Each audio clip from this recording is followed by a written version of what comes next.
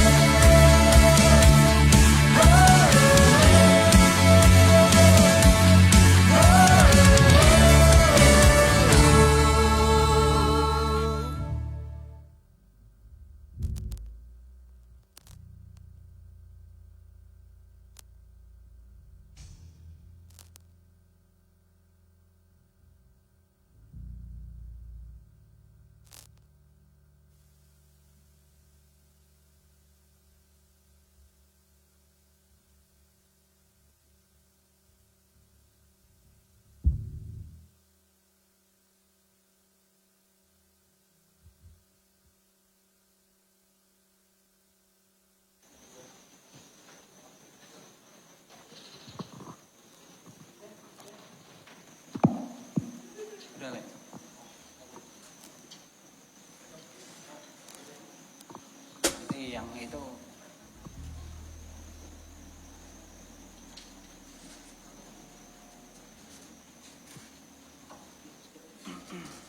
Ya. Puji Tuhan. Selamat pagi Bapak Ibu Saudara yang terkasih Tuhan. Shalom. Selamat pagi. Pada pagi hari ini kita akan mulai ibadah. Seberapapun yang ada di tempat ini, mari kita persiapkan hati kita untuk menyenangkan hati Tuhan. Kita serahkan hati kita sepenuhnya di dalam Tuhan. Amin. Mari kita berdoa. Terima kasih Tuhan, terima kasih. Kami mengucap syukur Tuhan atas setiap kebaikan-Mu Tuhan, atas setiap anugerah-Mu Tuhan yang Kau nyatakan di dalam kehidupan kami Tuhan. Terima kasih Tuhan, terima kasih. Pada pagi hari ini Tuhan, kami akan memulai ibadah pagi hari ini. Kami serahkan di dalam tangan-Mu Tuhan. Setiap pujian penyembahan kami naikkan di hadirat-Mu Tuhan. Terima kasih Tuhan, terima kasih. Engkau Allah yang ajaib, Engkau Allah yang dahsyat. Terpujilah nama-Mu Tuhan. Terima kasih Yesus.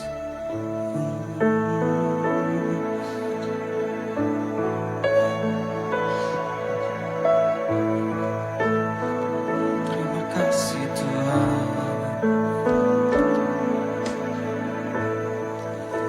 Yesusku, penyelamatku, tiada yang seperti Engkau.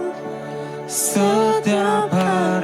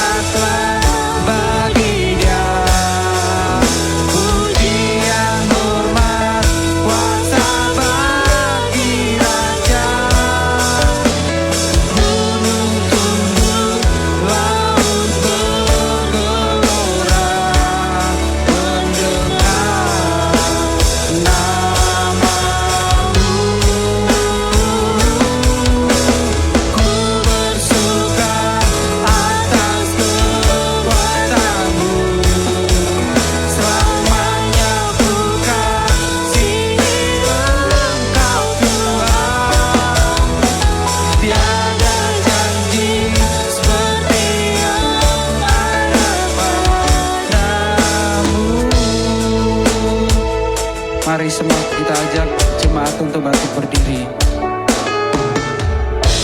Yesusku, penyelamatku, tiada yang seperti Engkau. Setiap hari ku memuji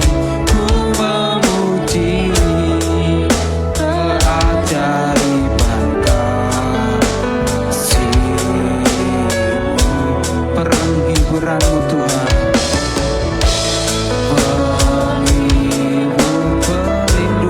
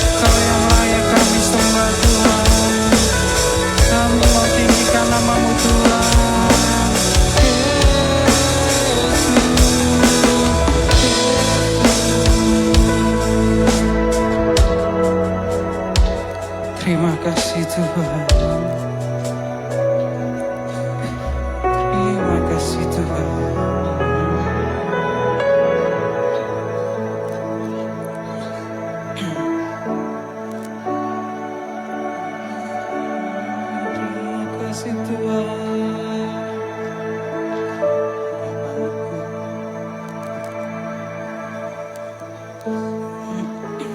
Amin Tuhan. Harapanku di dalam-Mu,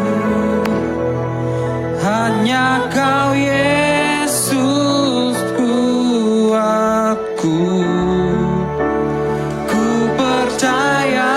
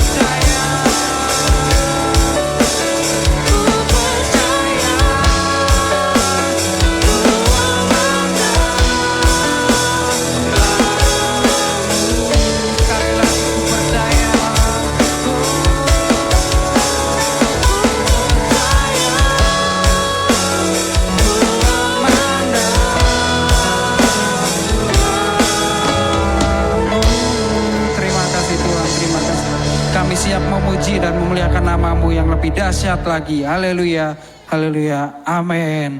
Bapak Ibu Saudara yang terkasih, hari ini siapa yang bersuka cita? Lambaikan tangan, haleluya, haleluya. Puji Tuhan, seberapa yang ada di tempat ini, kita mau memuliakan nama Tuhan. Amin, haleluya. Sekarang saatnya.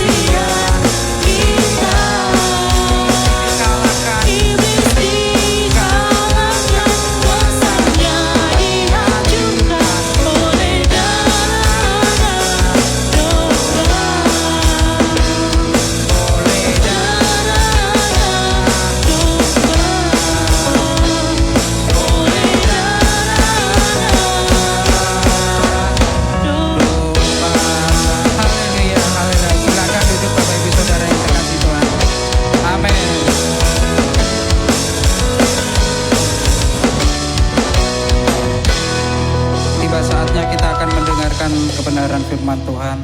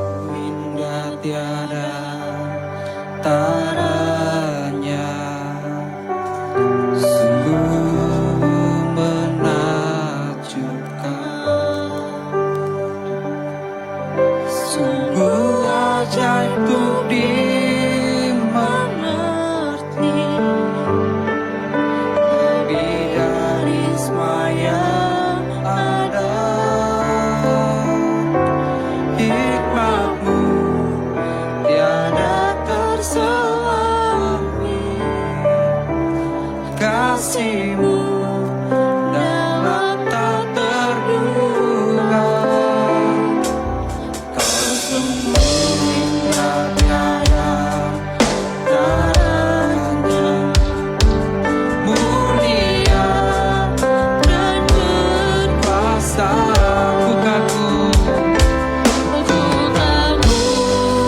hormat akan Engkau.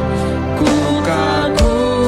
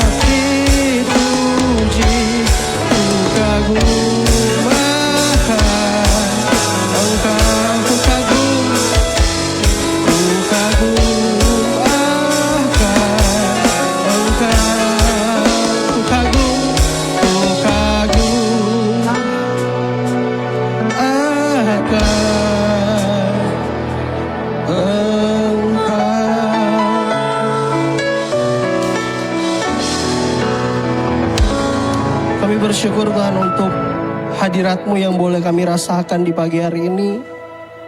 Kami menghormati Engkau. Kami memuji Engkau di pagi hari ini Tuhan. Dan tiba saatnya kami akan mendengarkan kebenaran firman-Mu.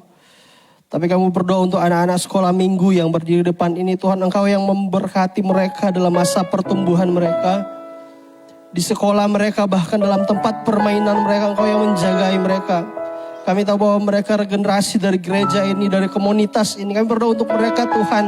Berikan hikmat dalam hidup mereka, pintaran dalam nama Tuhan Yesus Kristus. Berdoa juga untuk orang tua mereka dalam mendidik mereka Tuhan, yang berikan hikmat dalam nama Tuhan Yesus Kristus. Sehingga kami bisa melihat bahwa anak-anak kami yang ada di tempat ini, mereka dapat bertumbuh dengan baik. Dengan roh pengenalan dan takut akan Tuhan, roh yang kecintaannya adalah Tuhan. Terima kasih Bapa di sorga. Kami akan mendengarkan kebenaran firman Tuhan dalam nama Tuhan Yesus Kristus. Haleluya. Amin. Puji Tuhan.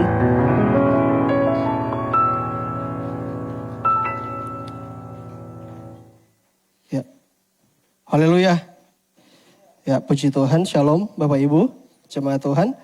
Ya, bersyukur bahwa kita boleh ada lagi di minggu yang baru ini. Semua karena anugerah Tuhan. Amin.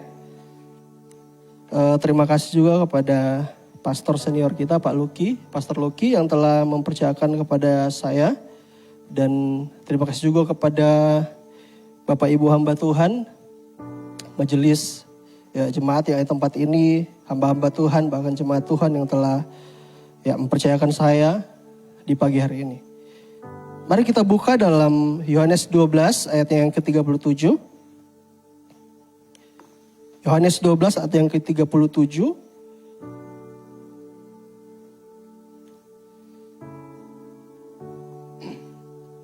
Yang saudara dapat katakan amin. Ya. Saudara cukup perhatikan saya akan bacakan untuk kita semua. Yohanes 12 ayat yang ke-37. Dan meskipun Yesus mengadakan begitu banyak mujizat di depan mata mereka, namun mereka tidak percaya kepadanya. Haleluya. Nah, tema khotbah saya di pagi hari ini adalah tentang berita yang sulit dipercaya. Kita sebagai manusia tentu kita sering mengalami yang namanya krisis kepercayaan. Artinya bahwa kita susah percaya kepada seseorang. Apalagi ketika mungkin kita dihianati, kita dikecewakan, bahkan ketika kita mengalami hal-hal yang tidak mengenakan dengan seseorang tersebut. Mungkin dengan seseorang, dengan keluarga, dengan istri, dengan suami, dengan anak. Atau bisa juga dengan pemerintah. Ya, di akhir-akhir ini banyak sekali orang-orang yang mungkin sudah kadang tidak percaya lagi dengan pemerintah. Krisis kepercayaan terhadap pemerintah. Nah, lebih parahnya lagi banyak orang yang mungkin mulai krisis kepercayaan. Kurang percaya lagi kepada apa? Gereja. Ada banyak orang di luar sana yang mereka katakan, wah gak usah ibadah. Saya juga mencintai istri saya juga melakukan hal-hal yang baik. Itu juga ibadah, jadi gak usah ibadah ke gereja. Karena kenapa? Karena mereka sulit percaya dengan apa? Dengan yang namanya gereja. Mereka krisis kepercayaan terhadap gereja. Mungkin mereka dikecewakan, mungkin mereka dihianati, atau mungkin mereka mendapat perlakuan-perlakuan yang tidak baik dari gereja, komunitas. Nah, namun kita sebagai manusia, kita membutuhkan konfirmasi atas apa yang kita mau percaya. Amin. Ya benar, kita membutuhkan konfirmasi atas apa yang kita dengar agar supaya kita percaya. Misalkan kita bilang Yesus menyembuhkan seorang yang sakit kusta. Yesus menyembuhkan orang yang buta. Tentu kita harus tanya, di mana emang tertulis? Ya di Alkitab. Nah kita buka, kita percaya, oh iya memang ditulis di Alkitab bahwa Yesus melakukan mujizat yang luar biasa. Nah, tapi kita bersyukur bahwa kita sebagai orang Kristen, kita adalah orang-orang yang percaya walau tidak apa? Melihat. Banyak orang harus melihat dulu baru mereka percaya. Tapi firman Tuhan katakan bahwa berbahagialah orang yang apa? Yang dia melihat, dia percaya namun tidak melihat. Amin. Berbahagia. Kita nggak bisa lihat Yesus 4.000 tahun yang lalu atau 2.000 tahun yang lalu. Tapi kita percaya bahwa Yesus adalah Tuhan kita, Dia yang melakukan mujizat, Dia yang mengasihi kita, Dia yang rela turun dari surga ke bumi untuk apa? Untuk menebus kita. Kita nggak harus lihat Yesus rupanya itu seperti apa. Yesus punya hidung, Yesus punya mata, Yesus punya telinga. Tapi kita percaya bahwa semua yang dicatat dalam firman Tuhan, dalam Alkitab itu semua nyata. Haleluya. Haleluya. Puji Tuhan. Nah, dalam ayat ini dikatakan bahwa dan meskipun Yesus mengadakan begitu banyak mujizat di depan mereka, namun mereka tidak percaya kepadanya. Dalam ayat ini berbeda, dikatakan bahwa Yesus sudah melakukan hal-hal yang dilihat dengan mata kepala sendiri. Tapi dikatakan bahwa mereka tidak percaya. Dalam terjemahan FAYH dikatakan bahwa mereka tidak mau percaya. Dalam terjemahan FAYH. Artinya bahwa mereka sudah lihat dengan mata kepala sendiri bahwa ini Yesus sudah melakukan mujizat, sudah menyembuhkan orang sakit. Banyaknya mujizat yang Yesus lakukan, tapi dikatakan mereka tidak percaya kepadanya. Haleluya. Nah, terkadang begitu kita sebagai orang Kristen, saya mau katakan bahwa Injil ini, Injil, banyak orang yang gak percaya Injil tapi 100% itu mengandung kebenaran. Kita selalu di gereja ini mengatakan bahwa kita mengatakan begini, Injil itu kabar baik bukan kabar buruk. Nah, itu selalu tertanam dalam hati kita semua yang ada di sini. Tapi banyak orang yang artinya mereka dikuasai atau mereka ditawan dengan suatu pengajaran yang dikatakan bahwa Injil itu apa? Membinasakan. Injil itu menghukum. Mari kita lihat dalam ayatnya yang ke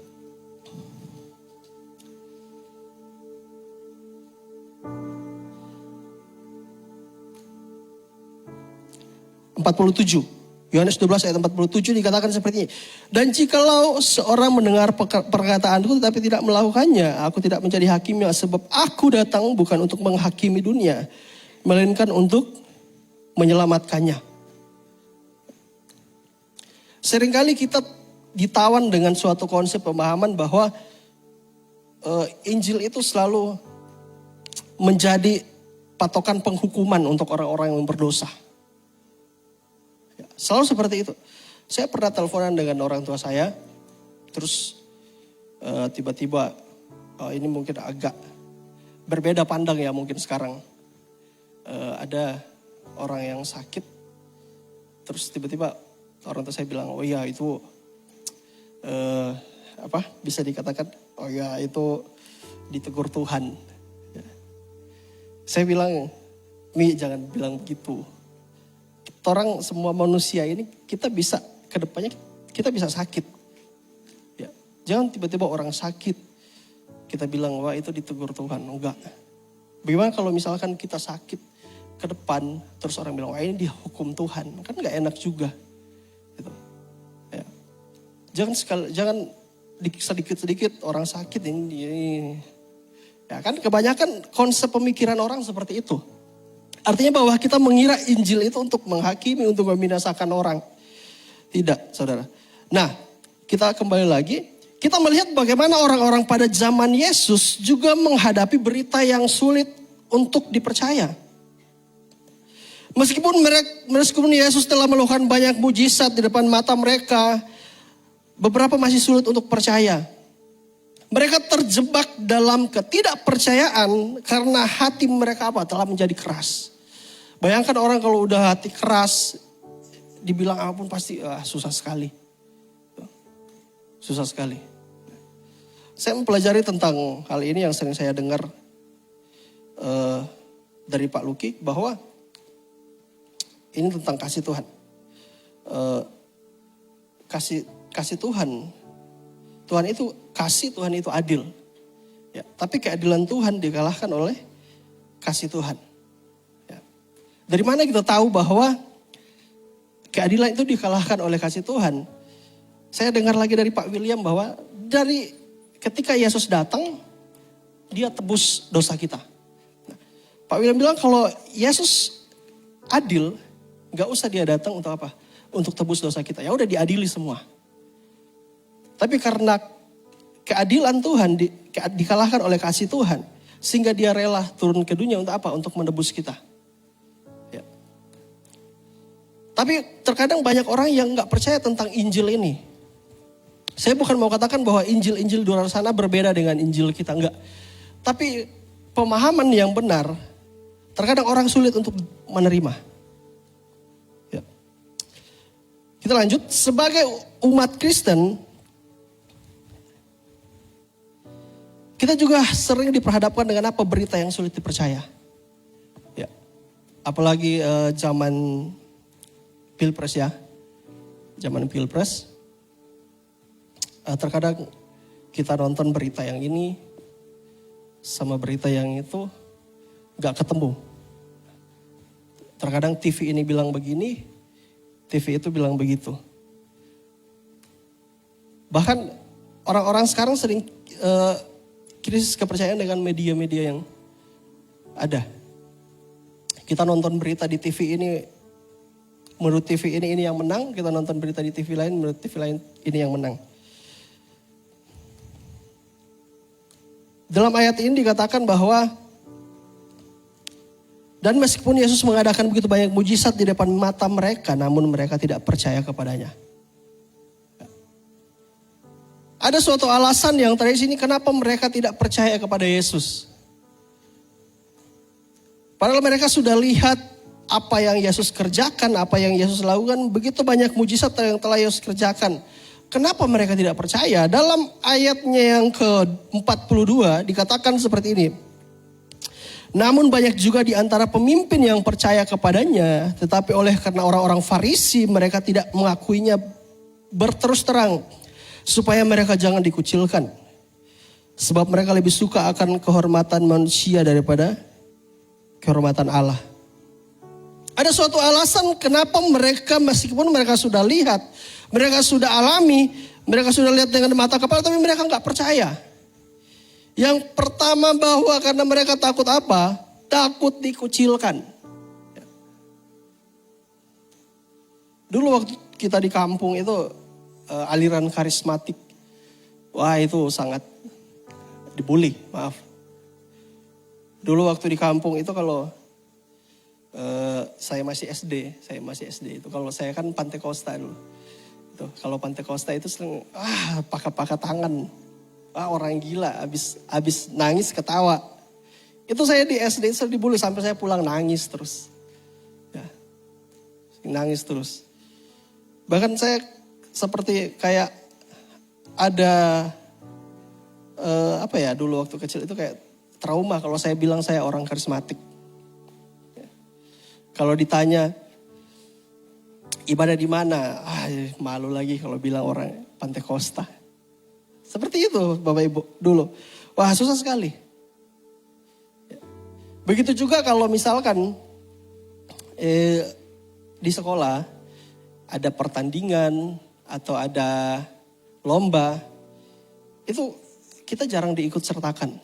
Itu di kampung itu gitu. Waduh fanatik luar biasa. Padahal sesama Kristen. Itu jarang diikut sertakan, kayak mereka bilang gini, ini anak Pantekosta nggak usah gitu. Terkadang seperti itu. Jadi mereka menganggap kita itu kayak apa ya? Kayak sesat dulu. Dulu itu dulu rumah kami sering dilempar. Kenapa? Karena orang Pantekosta. Dulu waktu pulang dari gereja di depan rumah itu banyak sekali rambut. Nggak tahu rambut dari mana. Sering dapat teror. Ya. Tapi puji Tuhan kami berjalan dengan iman bahwa semuanya akan karismatik pada waktunya. Ya. Kita lihat di mana-mana dulu waktu kita dihina, tepuk tangan, ya nangis-nangis. Tapi gereja-gereja lain juga sudah seperti itu. Ya. Bukan diskriminasi ya, tapi memang kalau kita lihat di sosial media semuanya sudah ke arah yang ya sama. Bukan dalam artian bahwa kita benar, mereka salah, enggak. Tiap gereja itu punya pandangan, punya ya doktrin, punya cara ibadah yang berbeda. Ya. Di sini dikatakan 42 ayat 42 dikatakan bahwa namun banyak juga di antara pemimpin yang percaya kepadanya, tetapi oleh karena orang-orang Farisi mereka tidak mengakuinya berterus terang supaya mereka jangan dikucilkan. Nah, kalau bicara tentang kepercayaan itu, tentu kita kalau percaya ke orang itu ya kalau orang yang baru dikenal tentu kita agak susah untuk percaya. Ya. Saya pernah waktu saya praktek sekolah Alkitab itu kalau ini pengalaman sekolah Alkitab. Kalau sekolah Alkitab itu Desember itu disuruh dibagi siswa. Bantu pelayanan-pelayanan. Karena Desember kan sibuk. Jadi gereja-gereja itu butuh banyak anggota. Untuk membantu pelayanan-pelayanan. Kayak atur parkiran. Karena masih siswa jadi atur parkiran, cuci piring dan semuanya. Nah waktu Desember itu saya ditaruh di satu gereja yang gede. Pengerjanya sekitar 30 orang. Nah, dulu saya itu ketika lulus SMA itu saya nggak ada pilihan untuk sekolah Alkitab. Nggak ada pilihan karena saya 3 kali pindah karena berkelahi. Jadi saya sekolah di Talaut, habis itu di Manado. Habis itu orang tua saya bilang gini, janji jangan berkelahi ya. Saya bilang ya nggak janji. Nah, kasus lagi, pindah ke Tondano. Nah di Tondano itu baru saya tinggal di Pastori tempat gembala. Nah di situ saya mulai berubah. Orang tua saya itu bukan tipe yang kamu harus jadi ini, kamu harus jadi itu.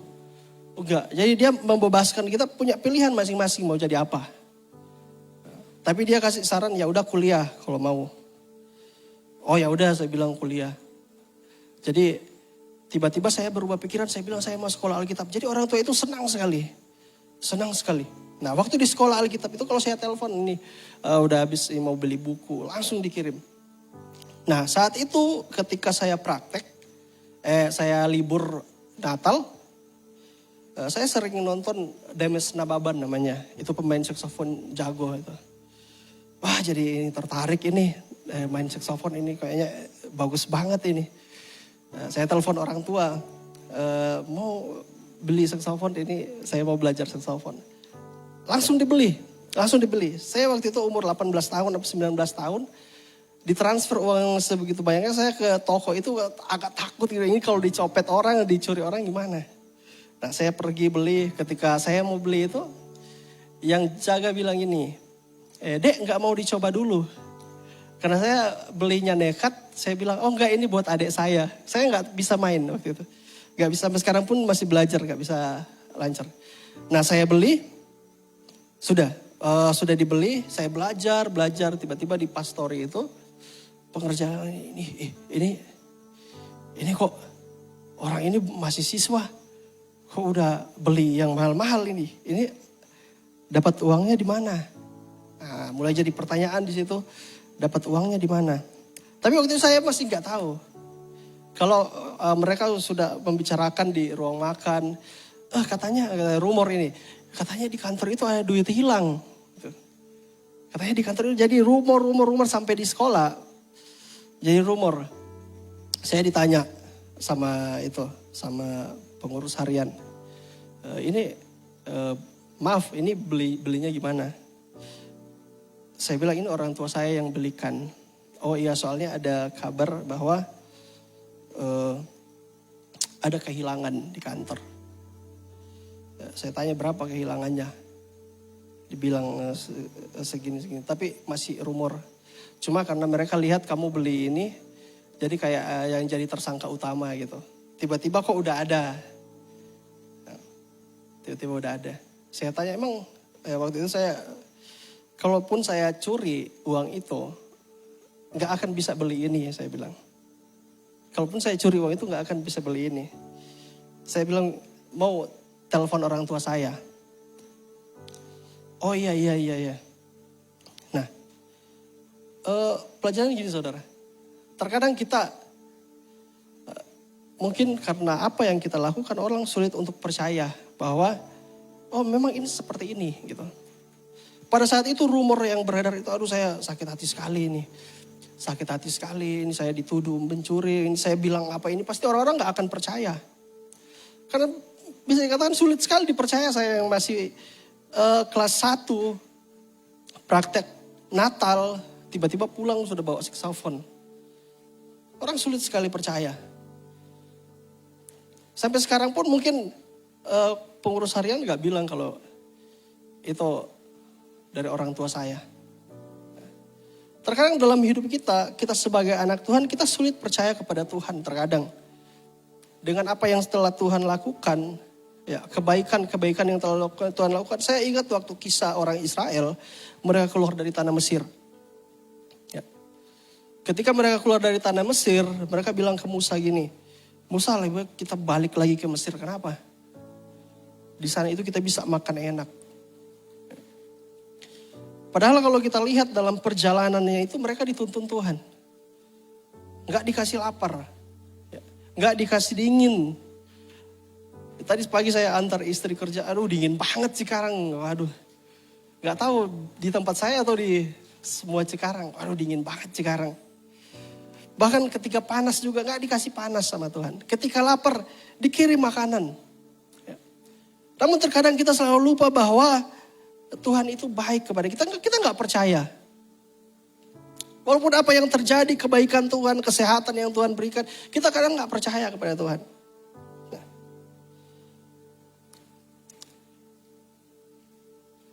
Kita juga harus belajar bahwa terkadang di dunia ini bahwa kadang informasi itu bertentangan dengan firman Tuhan. Ada beberapa informasi yang mungkin bertentangan dengan firman Tuhan. Tapi saya mengatakan bahwa namun kita dipanggil untuk tetap teguh dalam iman dan mengandalkan apa? Mengandalkan kebenaran. Haleluya. Nah, jadi saya mengambil poin gak lama. Dalam menghadapi berita yang sulit dipercaya, yang pertama bahwa satu yang saya ambil, kita harus menjaga hati dan pikiran kita agar terbuka untuk menerima kebenaran. Nah terkadang orang yang sudah menerima kebenaran, tapi kalau hatinya nggak terbuka, wah susah. Kita bilang ini itu, kalau hatinya nggak terbuka susah. Sulit sekali.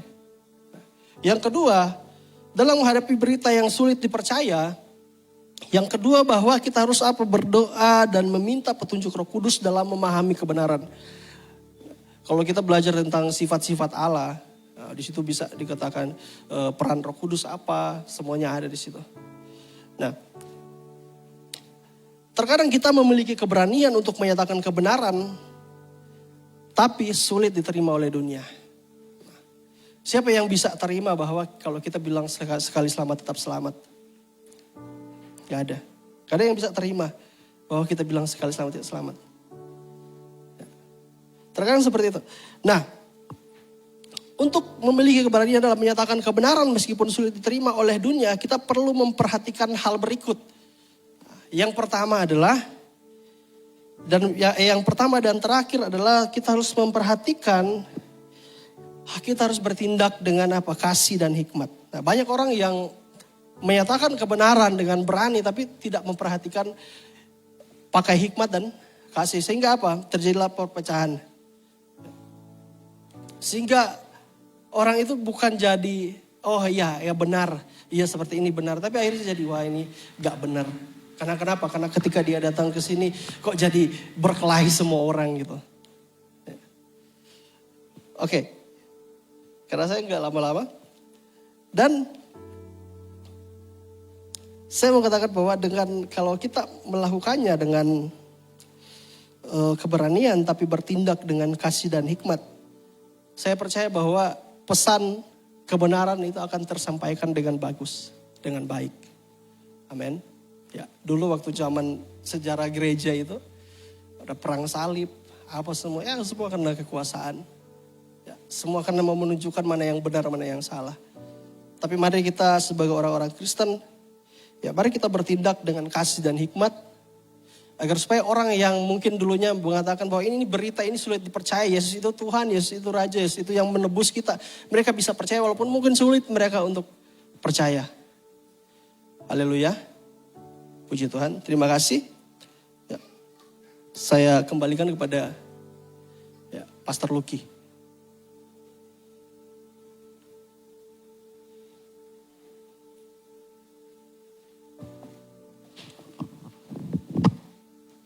Ya, mari saya jemput pemain musik. Puji Tuhan, terima kasih Pastor Yohan untuk sharingnya di pagi hari ini. Sungguh-sungguh membuka hal-hal yang baru dan kita sebagai orang-orang yang percaya. Puji Tuhan. Haleluya. Terima kasih Tuhan. Terima kasih Tuhan. Terima kasih Tuhan. Terima kasih Tuhan. Terima kasih Tuhan. Terima kasih Tuhan. Terima kasih Tuhan. Terima kasih Tuhan. Terima kasih Tuhan. Terima kasih Tuhan. Terima kasih Tuhan. Haleluya. Puji Tuhan. Haleluya. Puji Tuhan. Mari sama-sama kita bangkit berdiri. Terima kasih Tuhan. Haleluya. Haleluya. Haleluya. Haleluya. Haleluya. Haleluya. Terima kasih Tuhan. Terima kasih Tuhan. Terima kasih.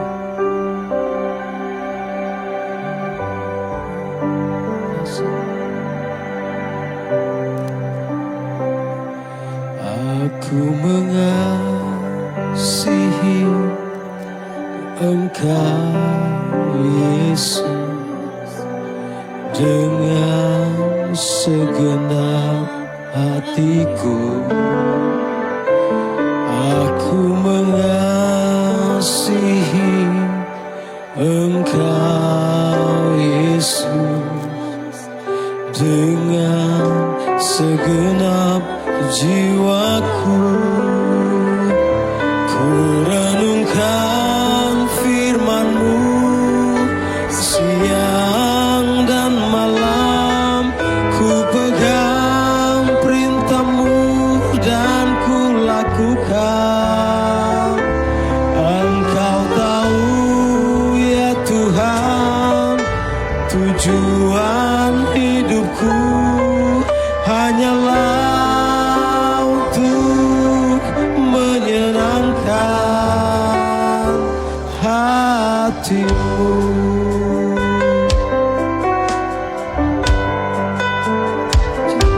Aku mengasihi dengan kasih Kristus bukti ya Yesus dengan segenap hatiku. Aku mengasihi Engkau Yesus dengan segenap jiwaku.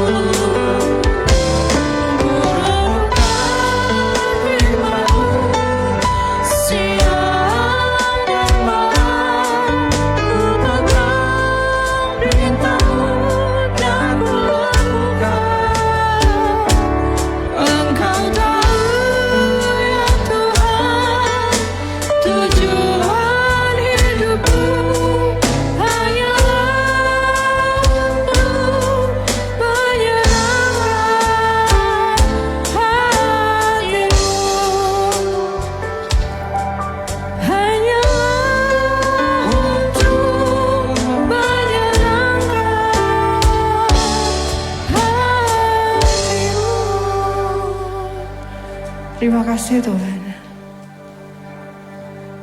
Tujuan hidup kami hanya untuk menyenangkan-Mu. Seluruh hidup kami hanya milik-Mu. Terima kasih Bapa untuk kebenaran firman-Mu yang sudah Kau berikan Tuhan pagi hari ini. Kami belajar Tuhan untuk selalu mengandalkan-Mu, untuk selalu percaya Tuhan. Kami percaya Tuhan, Engkau sendiri Tuhan yang menaruh iman di dalam hati kami. Apapun kondisi di luar kami Tuhan, kami tetap percaya Engkau Allah mengasihi kami. Dulu, sekarang, dan selama-lamanya kasih-Mu tidak berubah bagi kami. Mari Engkau berikan kami hikmat, agar kami boleh menjalani hari-hari kami Tuhan, sesuai dengan apa yang Tuhan mau. Engkau berkati Tuhan Pastor Yohan yang sudah memberitakan kebenaran firman-Mu. Engkau berkati pelayanannya Tuhan. Kepercayaan-Mu bertambah-tambah Tuhan atas hidupnya. Terima kasih Bapak, Engkau berkati setiap jemaat-Mu Tuhan yang sudah mendengarkan kebenaran firman-Mu. Mari Tuhan, firman-Mu boleh berhenti pada siang hari ini, tetapi kami percaya Engkau Allah Roh Kudus mengerjakannya hari lepas hari. supaya setiap hari kami boleh mendapatkan pembaharuan budi, sehingga kami Tuhan serupa dengan apa yang Tuhan mau dalam hidup kami. Engkau memberkati setiap jemaat-Mu Tuhan di tempat ini. Saat ini kami juga berdoa Tuhan, sebentar kami akan memberikan persembahan. Engkau memberkati setiap apa yang kami berikan. Engkau memberkati kehidupan kami, Engkau memberkati orang yang mengelola Tuhan persembahan di tempat ini. Sehingga Engkau memakai Tuhan untuk kerajaan-Mu di tempat ini, untuk pelayanan-Mu di tempat ini Tuhan. Kami serahkan Tuhan gereja ini, kami serahkan seluruh jemaat-Mu Tuhan, seluruh pelayanan-Mu di tempat ini ke dalam tangan kuasa Tuhan. Engkau yang memberkati. Terima kasih Bapa, terima kasih. Kami telah terima kebenaran dari Engkau. Hanya di dalam nama Yesus kami berdoa dan mengucap syukur. Haleluya. Amin. Amin. Tiba saatnya kita akan memberikan korban persembahan yang ada di depan. Sambil menunggu kita angkat pujian Tuhan Yesus baik.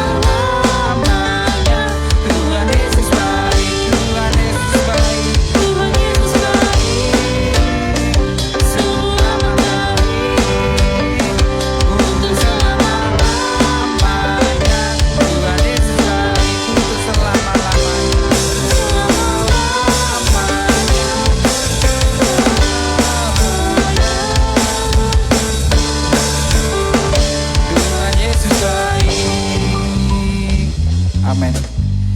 Dan waktu selanjutnya kita akan mendengarkan dan melihat pengumuman.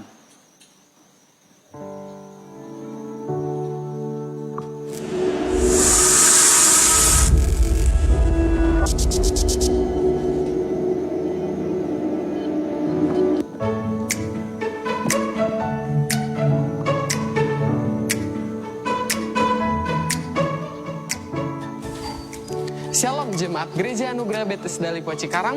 Kami mengucapkan selamat datang bagi jemaat yang baru pertama kali hadir pada ibadah pagi hari ini. Dan kami mengundang kembali bagi Bapak Ibu untuk hadir di ibadah raya berikutnya. Kami mengucapkan terima kasih kepada hamba Tuhan atas pelayanan firman Tuhan-Nya pagi hari ini. Kiranya Tuhan memberkati dimanapun pelayanan Bapak Ibu berada. Berikut kami sampaikan beberapa pengumuman untuk ibadah raya Gereja Anugerah Bethesda Lipo Cikarang pada hari Minggu pukul 10 pagi bertempat di Meikarta Convention Center. Ibadah raya disertai dengan ibadah sekolah minggu.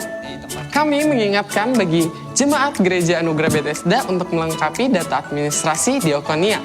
Untuk lebih lanjut bisa menghubungi kontak person berikut ini.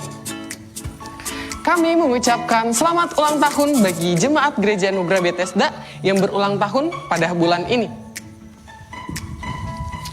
Kami mengingatkan bagi jemaat Gereja Anugerah Bethesda untuk mengikuti sosial media Gereja Anugerah Bethesda, baik Facebook, Instagram, dan YouTube. Jangan lupa untuk di-follow, like, share, dan subscribe. Bagi jemaat yang rindu melayani Tuhan bersama kami, baik berupa WL, singer, memainkan alat musik, dan guru sekolah minggu, bisa menghubungi kontak person berikut ini. Selamat hari Minggu, Tuhan Yesus memberkati. Puji Tuhan. Terima kasih Bapak Ibu yang sudah hadir pada pagi hari ini. Dan mungkin juga ada yang nonton live yang belum sempat hadir. Sedikit tambahan pengumuman bahwa kita akan mengadakan camping. Ya, kita akan mengadakan camping di tanggal 17 Agustus. Yaitu tepatnya di hari Rabu. Ya, karena kemarin minggu lalu pagi ada pembicaraan dari Bapak. Sabtu tuh? Iya, hari Sabtu. Hari Sabtu nanti kita pulang kembali di hari Minggu, maksudnya begitu. Karena kemarin minggu lalu kita ada pembicaraan dengan Pak Iwan, dengan Bapak Gembala di tempat ini. Awalnya sih mungkin pingin merayakan ulang tahun yang tadi itu loh. Ibu Yuliawati namanya kalau nggak salah. Kalau salah nggak salah denger ya. Ya, akhirnya jadi camping pingin dijadiin di tanggal 17 Agustus. Ya, enggak, itu bercanda. Ya, akhirnya dijadikan, jadi kita akan camping ke sana, kita bisa fellowship di sana. Ya, kalau untuk tenda Bapak Evangelis Pak Iwan sudah menyediakan semua, dan di sana juga ada villa, dan itu enggak terlalu mahal lah ya. Enggak terlalu mahal, nanti bisa kita adakan diakonia sedikit, ekstra kolekta sedikit. Nanti kita akan kumpulkan sedikit, dan untuk konsumsi mungkin kita bawa masing-masing saja. Ya, kita have fun aja di sana, kita fellowship sama-sama, kita buat acara yang have fun di sana juga. Karena itu 17 Agustusan, siap-siap lomba makan paku, Bapak Ibu kasih dalam. Karena kalau kerupuk udah biasa, ya coba nanti kita makan paku, biar lebih sakti gitu ya. Ya, puji Tuhan, nanti kalau misalnya ada Bapak Ibu yang ingin ikut serta, mau anaknya berapa, ininya berapa, mohon di grup, untuk didaftarkan di grup. Saya sudah bikin formnya di grup supaya nanti memudahkan kita untuk mengkoordinir kendaraan. Ya, bagi kendaraan mungkin kita yang punya kendaraan mau bawa siapa dengan siapa. Ya, seperti itu Bapak Ibu terkasih dalam Tuhan. Terima kasih, Tuhan Yesus memberkati. Mungkin ada pengumuman kembali, Pastor. Baik. Ya, kita akhiri, saya undang Bapak Ibu bangkit berdiri.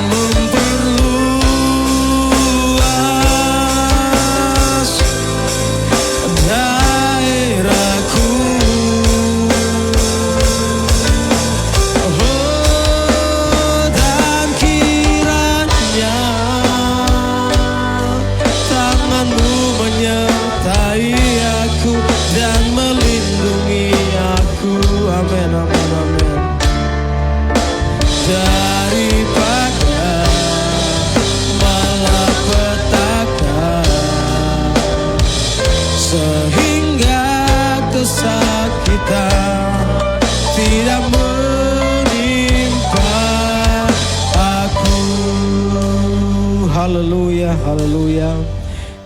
Kami sudah nikmati kasih karunia Tuhan di pagi hari ini. Kami sudah nikmati bait-Mu. Kami sudah nikmati pujian, penyembahan, firman yang sudah menguatkan tubuh dan jiwa kami. Sepanjang minggu yang sudah kami lalui adalah bukti bahwa Tuhan masih mempercayakan kami ada dalam dunia ini. Tuhan memberikan tanggung jawab mulai dari yang kecil sampai dengan yang besar, dan oleh kasih karunia Tuhan kami boleh menyelesaikan semua itu.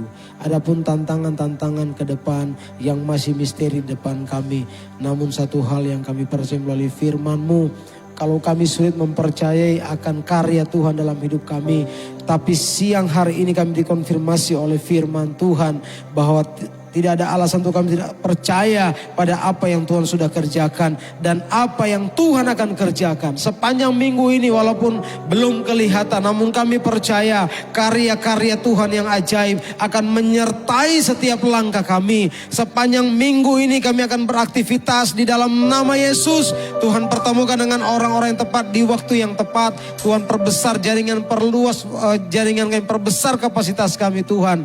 Dan oleh kasih karunia Tuhan sudah memperlengkapi kami dengan talenta-talenta, karunia-karunia roh. Sehingga di dalam dunia ini apapun yang dipercayakan kepada kami akan kerjakan semua itu seperti untuk Tuhan. Terima kasih Bapak yang baik. Tuhan memberkati keluarga kami, suami, istri, anak cucu kami. Tuhan memberkati dalam nama Yesus. Tuhan memberkati apapun yang kami kerjakan dalam nama Yesus. Rumah tangga kami, rumah yang kami tempati, kendaraan yang kami naiki dalam nama Yesus. Tuhan memberkati. Terima kasih untuk pagi hari terus memberkati semua kami yang sudah melayani. Baik yang di altar, di belakang altar yang memimpin firman Tuhan. Semua kami yang sudah menikmati, jemaat-jemaat yang hadir, bahkan yang menonton live streaming, Tuhan sudah memberkati. Terima kasih Bapak yang baik. Terima kasih Tuhan untuk anugerah Tuhan yang berlimpah dalam hidup kami. Jemaat-jemaat Tuhan yang berulang tahun dalam nama Yesus, umur yang panjang di tangan kanan, kekayaan, kehormatan mengikuti setiap langkah mereka. Tuhan berikan sukacita, damai sejahtera, berkat-berkat yang baru di tahun-tahun yang baru yang mereka nikmati. Terima kasih Tuhan. Tuhan memberkati juga rencana kami tanggal 17 Agustus kami akan mengadakan camping fellowship di daerah puncak. Tuhan memberkati semuanya Bapak. Ini semua kami kerjakan untuk kami saling mengenal satu dengan yang lain. Terima kasih Tuhan. Tuhan memberkati bangsa kami, berkati kota kami Tuhan. Berkati Bekasi, Kabupaten Bekasi Kota Jawa Barat ini, berkati Meikarta Lipo Cikarang, bahkan juga Tuhan memberkati pemerintah-pemerintah kami di pusat sampai di daerah. Berkati hamba-hamba Tuhan yang melayani di pelosok-pelosok dimanapun, teman-teman yang kesulitan untuk beribadah, Tuhan tolong, Tuhan pertemukan dengan orang yang tepat sehingga mereka ada kebebasan untuk beribadah. Berkati setiap persembahan yang sudah kami berikan, ucapan syukur kami memberikannya karena Tuhan sudah lebih dulu memberkati hidup kami. Terima kasih Tuhan. Mari jemaat yang dikasih Tuhan, dengan iman kita angkat kedua tangan di hadapan Tuhan. Dan Tuhan mengarahkan wajahnya kepadamu dan memberikan damai sejahtera. Dia menyinari dan memakatai engkau dengan kasih karunia-Nya. Terimalah dan bawalah berkat dari Allah Bapa, cinta kasih karunia dari Tuhan Yesus Kristus, persekutuan penghiburan dari Allah Roh Kudus akan terus bersama-sama dengan kita. Hari ini, besok sampai Maranatha, Tuhan Yesus datang kali yang kedua. Kita akhiri ibadah pada siang ini dalam nama Bapa, Putra dan Roh Kudus, dalam nama Tuhan Yesus Kristus. Haleluya, haleluya. Sama-sama kita katakan amin. Shalom. Selamat hari ini.